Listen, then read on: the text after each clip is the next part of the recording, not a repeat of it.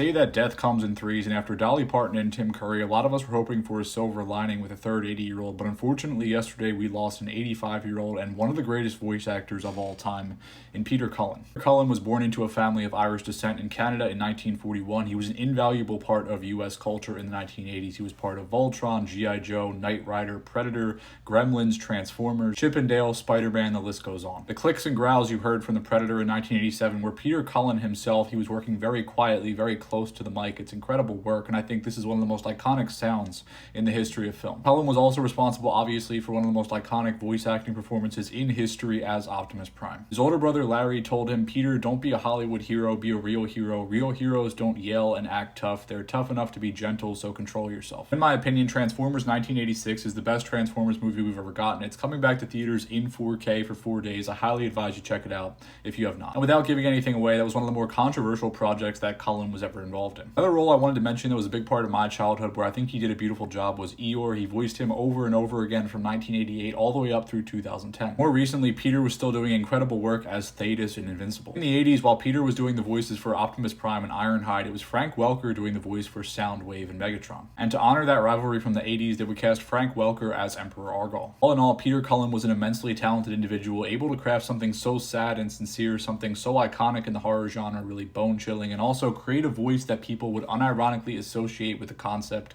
of leadership. Voice actors like this do not come around often. He provided so much to film and television and American culture in general, and Peter Cullen will definitely be missed.